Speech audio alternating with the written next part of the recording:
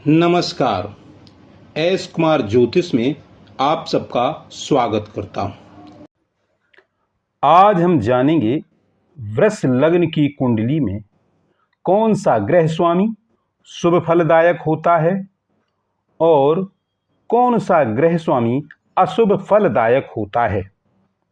मेरा आपसे अनुरोध है, अगर आप ये वीडियो देख रहे हैं और आपने इससे पहले की वीडियो नहीं देखे हैं तो आपके लिए ये वीडियो नहीं है, क्योंकि जब तक हम बेस नहीं जानते हैं तब तक हमारी कुछ भी समझ में नहीं आता है। इसलिए आपकी समझ में ये तभी आएगा जब आप पीछे वाले वीडियो देखेंगे। आपसे अनुरोध है कि आप पहले पार्ट 1, 2, 3, 4, 5 अवश्य देखें। हाँ, तो हम ये पहले ही जान चुके हैं कि कौन सा ग्रह नैसर्गिक मित्र होता है और नैसर्गिक दुश्मन यानी शत्रु होता है। जैसे हमने ये यहाँ पर लिखा हुआ है, सूर्य, गुरु, मंगल और चंद्र, ये देवग्रह आपस में परम मित्र होते हैं।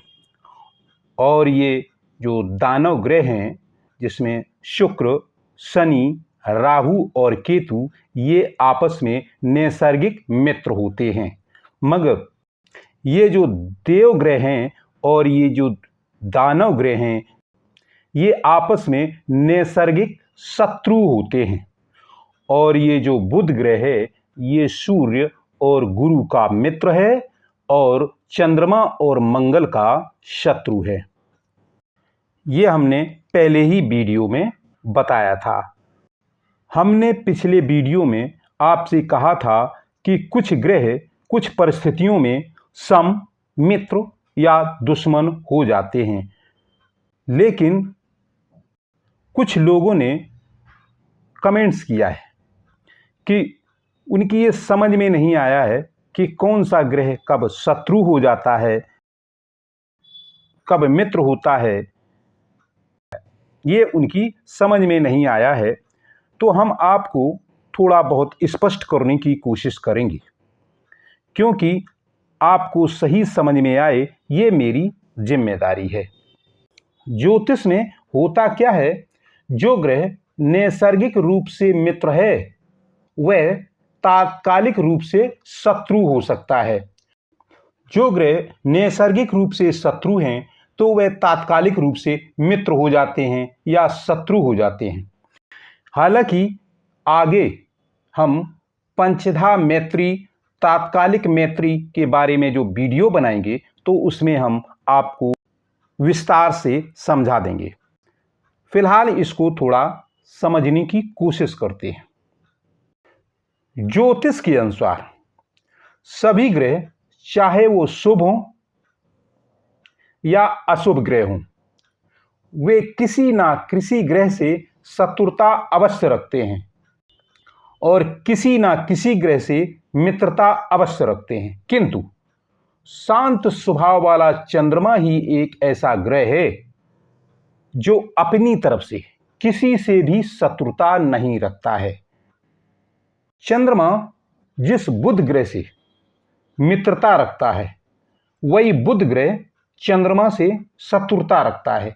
ये एक प्राकृतिक विडंबना है। चंद्रमा शुक्र और शनि से समभाव रखता है, यानी इनसे दुश्मनी नहीं मानता, किंतु शुक्र और शनि चंद्रमा से शत्रुता रखते हैं। वही मंगल शनि से समभाव रखता है, यानी मंगल शनि से शत्रुता तो बिल्कुल भी नहीं रखता, किंतु शनि उस मंगल से शत्रुता रखता है। वहीं बुध ग्रह मंगल से समभाव रखता है, मगर मंगल बुध से कट्टर दुश्मनी रखता है, यानी कि वह उसे बहुत बड़ा शत्रु समझता है। ज्योतिष में इनकी परस्पर मैत्री में कितना विरोधाभास है ये दिखाई दे रहा है।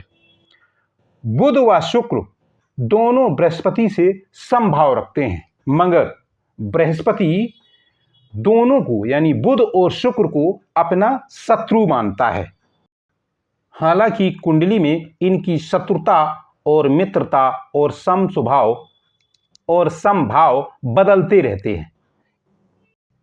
अगर आपने इस विषय को एकदम से समझ लिया तो कुंडली का कथन करने में आपको बिल्कुल भी परेशानी हो ही नहीं सकती है।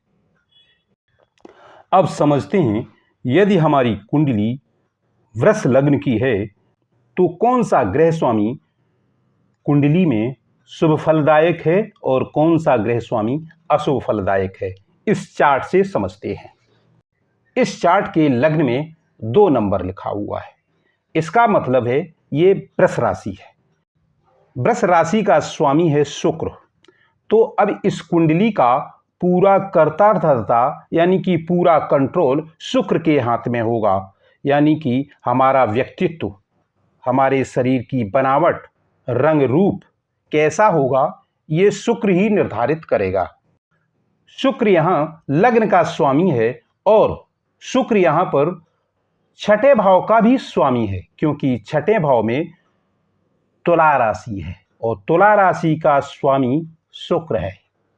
छठवां भाव रिपु, ऋण, शत्रु, रोग आदि का होता है। हालांकि ये भाव बहुत बुरा माना जाता है, मगर फिर भी शुक्र यहाँ शुभ फलदायक होगा, यानी शुक्र इस कुंडली में शुभ फलदायक ग्रह होंगे। अब दूसरे भाव पर आते हैं। दूसरे भाव का स्वामी यहाँ पर बुध है। क्यों? क्योंकि यहाँ पर मिथुन राशि है। दूसरे भाव को धन भाव कहा जाता है। इस भाव से धन का विचार किया जाता है, यानी जातक कितना धन कमाएगा और कितना धन एकत्रित करेगा। और इस भाव को वाणी भाव भी कहा जाता है और इसको कुटुंब भाव भी कहते हैं।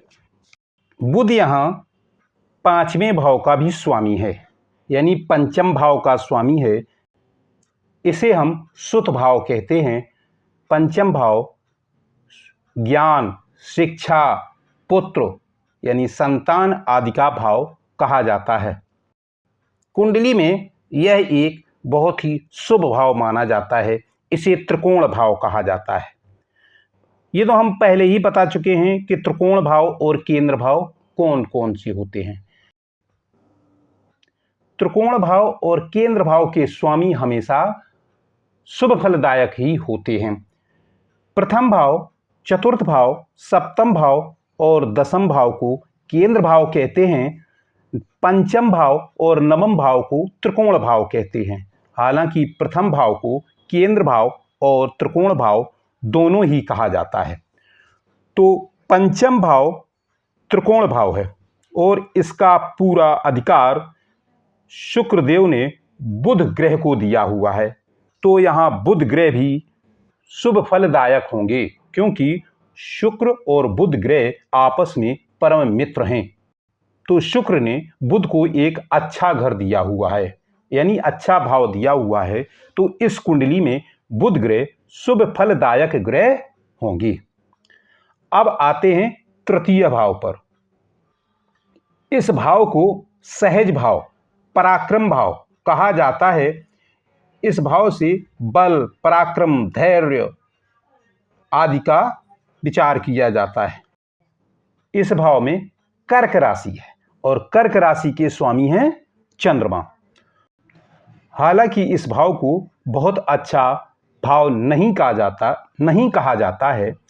तो इस कुंडली में चंद्रमा अशुभ फलदायक तो नहीं होंगे, मगर शुभ फलदायक भी नहीं होंगे। तो यहाँ चंद्रमा को सम कहा जाएगा, यानी कि ये सम फलदायक ग्रह होंगे। ना ये अच्छा फल देंगे, ना ही बुरा फल देने वाले होंगे इस कुंडली में। अब आते हैं चतुर्थ भाव पर। यहां पर सिंह राशि है। शुक्र ने सूर्य को बहुत ही एक अच्छा भाव दिया हुआ है। इसे सुख भाव कहा जाता है। इस भाव से माता सुख, घर, मकान, जमीन आदि का विचार किया जाता है। तो यहां पर सूर्य एक शुभ फलदायक ग्रह होंगे। पंचम भाव को तो हम बता ही चुके हैं कि इस भाव के स्वामी बुध ग्रह हैं और बुध इस भाव में शुभ फलदायक ग्रह हैं, यानी कि कारक ग्रह हैं। छठे भाव को भी हम पहले ही बता चुके हैं कि छठे भाव में तुला राशि है और इसका स्वामी शुक्र है और इस कुंडली में शुक्र शुभ फलदायक ग्रह है। अब आते हैं सप्तम भाव, जिसे जया भाव कहते हैं, यानी कि विवाह भाव, साझेदारी का भाव कहते हैं। इसको पत्नी का भी भाव कहते हैं। इस भाव में वृश्चिक राशि है और इसका स्वामी है मंगल। मंगल को एक भाव और मिला हुआ है, 12वां भाव। 12वां भाव व्यय का भाव माना जाता है, खर्च का भाव माना जाता है, सैया सुख का भाव माना जाता है, संन्यास का भाव माना जाता है। इस भाव को अच्छा भाव नहीं माना जाता और कुंडली में सप्तम भाव को भी मारक भाव कहा जाता है। इसलिए इस कुंडली में मंगल अशुभ फलदायक होंगे, क्योंकि मंगल और शुक्र आपस में दुश्मन हैं। हालांकि कुछ परिस्थितियों में ये समग्रह हो जाते हैं, लेकिन फिर भी इस कुंडली में मंगल अशुभ फलदायक ग्रह होगा। अब आते हैं अष्टम भाव पर। इस भाव में धनु राशि है। अष्टम भाव को आयु का भाव कहा जाता है, इसे दुर्घटना का भाव भी कहा जाता है, इसे रोग आदि का भी भाव कहा जाता है। अष्टम भाव अच्छा भाव नहीं माना जाता है और इस कुंडली में गुरु 11वें भाव का भी स्वामी है, क्योंकि 11वें भाव में मीन राशि है और मीन राशि का स्वामी है गुरु। 11वें भाव को आय का भाव कहा जाता है। इस भाव से लाभ, ऐश्वर्य, ठेकेदारी आदि का विचार किया जाता है। इस कुंडली में गुरु को दोनों ही भाव अच्छे भाव नहीं मिले हुए। अष्टम भाव को वैसे ही त्रिक भाव कहा जाता है, यानी एक बुरा भाव कहा जाता है। कुंडली में छठवें, 8वें और 12वें भाव को त्रिक भाव कहा जाता है और 11वां भाव भी समभाव होता है, यानी कि ये अच्छा भाव नहीं माना जाता। इसलिए गुरु इस कुंडली में अशुभ फलदायक ग्रह होंगे। अब आते हैं नवम भाव पर। नवम भाव को धर्म भाव भी कहा जाता है,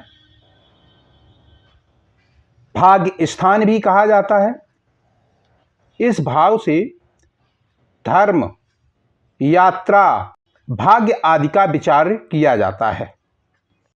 नवम भाव कुंडली का एक बहुत ही शुभ भाव माना जाता है। इस भाव के स्वामी हैं शनि, क्योंकि यहाँ पर मकर राशि है। शनि इस कुंडली में 10वें भाव के भी स्वामी हैं। 10म भाव में कुंभ राशि है और 10म भाव का भी स्वामी है शनि। इस भाव को कर्म भाव कहा जाता है। इसमें पितृसुख, उद्योग, धंधा, व्यापार, नौकरी, पदोन्नति आदि का विचार किया जाता है। अब यहाँ पर शनि को दोनों ही भाव बहुत ही अच्छे मिले हुए हैं। एक त्रिकोण का भाव है और एक केंद्र का भाव है। इस कुंडली में शनि एक बहुत ही शुभ फलदायक ग्रह होगा, यानी कि इस कुंडली में शनि कारक ग्रह होगा। अब आते हैं 11वें भाव पर। 11वें भाव को हम पहले ही बता चुके हैं। इस भाव का स्वामी है गुरु, क्योंकि 11वें भाव में मीन राशि है और गुरु इस कुंडली में अशुभ फलदायक ग्रह है। अब आते हैं 12वें भाव पर। 12वें भाव के बारे में हम पहले ही बता चुके हैं। इसमें सैया सुख, मोक्ष, आध्यात्मिक, गुप्त विद्या आदि का विचार किया जाता है। 12वें भाव के स्वामी हैं मंगल और मंगल इस कुंडली में शुभ नहीं है, यानी कि अकारक ग्रह हैं, अशुभ फलदायक ग्रह हैं। कुंडली में शुभ फलदायक और अशुभ फलदायक ग्रहों के स्वामी से होता क्या है? इससे ये होता है कि जब भी इन ग्रहों की दशा और अंतर्दशा आती है तब ये अपना शुभ और अशुभ फल देते हैं। जो भी ग्रह स्वामी कुंडली में शुभ फलदायक है तो उसकी जब भी दशा और अंतर्दशा आएगी तो वह उस कुंडली में उस व्यक्ति को शुभ फल देंगे, और अगर अशुभ फलदायक है तो उस व्यक्ति को वो अशुभ फल देंगे। इस वीडियो में यहीं तक, फिर मिलेंगे अगले वीडियो में। धन्यवाद।